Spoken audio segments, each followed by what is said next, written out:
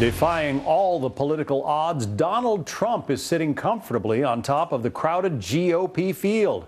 Despite having just a skeleton campaign staff and virtually no position papers, researchers, or an ad budget.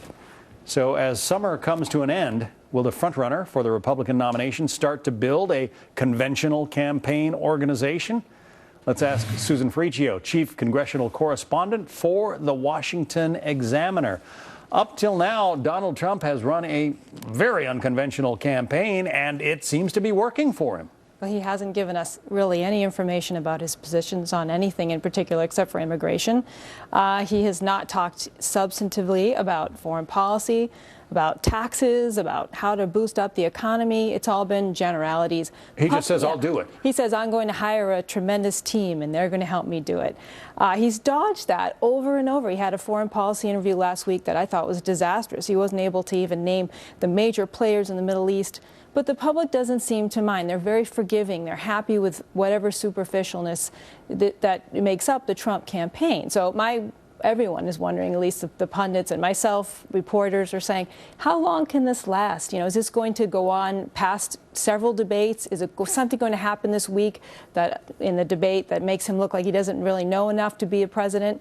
All these things are still up in the air. But the same poll that puts him way up on top of the Republican field, the ABC News Washington Post poll, shows that 6 out of 10 Republicans say they want somebody who comes from outside government to be the next president. That, I think, was probably one of the most important parts of that poll, the 6 and 10. Most people are saying they're tired of Washington. They want someone from the outside. I think that's part of the reason Bernie Sanders is on the rise. Even though he's been a long-time Democrat in Congress, he's somebody who seems like an outsider. The question is, how much do they want an outsider? Do they want someone like Donald Trump badly enough that they're willing to forego the fact that he doesn't have any experience and he hasn't put forward anything detailed about what he plans to do with the country? How much, is this, as I say, just a crush on a candidate, or do they really want him? And I think it's still a little bit early to tell. I think these debates will help decide. People really get to hear what he knows and whether they care about how much he knows. But it's still, we're 4 months out from those early contests where he's got a huge lead in Iowa and New Hampshire. Will he put together a ground game in those two states? How serious is he really? I think those still are questions that a lot of people are asking. Because running for president is more than polling numbers and name recognition. You have to be able to get on the ballot in so many of these primary states. And so far, he doesn't necessarily have the infrastructure in place to do that, does he? Right. He is starting to put together the ground game that he would need to get on the ballots in these states. But it's nothing compared to Team Bush or Walker or the other candidates who have, extensive campaign staff working in these states. I think everyone's wondering, is it necessary? Has he changed the game so much that he can do this with just a skeleton crew that he has and somehow manage to win? So far, he's defied the odds, just being where he is now in the polls after all these weeks. He's even telling people he's surprised about where he is. But again, this is new territory politically, and so that means we're not really quite sure how far this can go and how long voters will, stay in love with Donald Trump. Yeah, meantime, people who have governing experience have already been either forced out of the race, like Rick Perry, right, or seen their numbers diminish, through the cellar, like Scott Walker of Wisconsin, who was #1 in Iowa at one point. That's right. And Walker's problems are a little bit independent of Trump. He's come across as a bit of a flip-flopper. Donald Trump has been on message because his message has been very simple. So it's hard to deviate when all you're talking about is bringing in a tremendous management team. That's part of the reason why he's been able to, I think, make voters think he's been consistent compared to Walker and some of the other candidates. A message that's simple, some would say skeletal. That's right. Susan Ferricchio from the Washington Examiner. Thank you. Thanks a lot. Jenna, we want to hear from you. Do you think that Donald Trump is going to be the Republican nominee? Sorry about that. Our live chat is up and running. Go to foxnews.com/happeningnow and join the conversation. Anxious to share the love, John, on the show. That's what I appreciate about you. I was trying.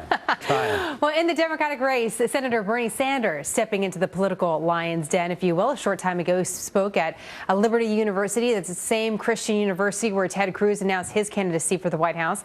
Today, Sanders admitted right from the get-go that he and his audience don't share much common ground.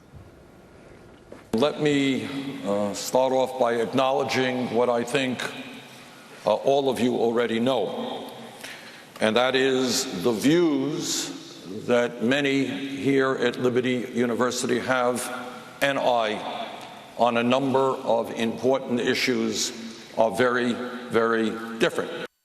Our senior political correspondent Mike Emanuel is live in Washington with more on what Bernie Sanders had to say. Mike? Well, hi, Jenna. After Senator Bernie Sanders spoke about his views to the student body at Liberty University, there was time for some questions. Sanders talked about protecting children in his remarks, and there was this question, which received a standing ovation, about abortion. A majority of Christians would agree with you, but would also go further and say that children in the womb need our protection even more. I do understand and I do believe that it is improper for the United States government or state government to tell every woman in this country the very painful and difficult choice that she has to make on that issue. Meanwhile, a new Washington Post ABC News national poll reveals Hillary Clinton leading Sanders by 18 points and Vice President Joe Biden not yet a candidate by 21 points. However, the poll also shows Clinton has lost 1/3 of her support for the Democratic nomination since July. New polling from CBS and YouGov in early states reveals Sanders leading Clinton by 10 points in Iowa after she led in the Hawkeye state for months. And in New Hampshire, that same poll has Sanders up 22 points over Clinton, the first time he's gone above 50% support. That poll does show Clinton maintaining a solid lead in South Carolina. Yesterday at the Foundry United Methodist Church here in Washington, Clinton said she followed advice that she had received from a minister there.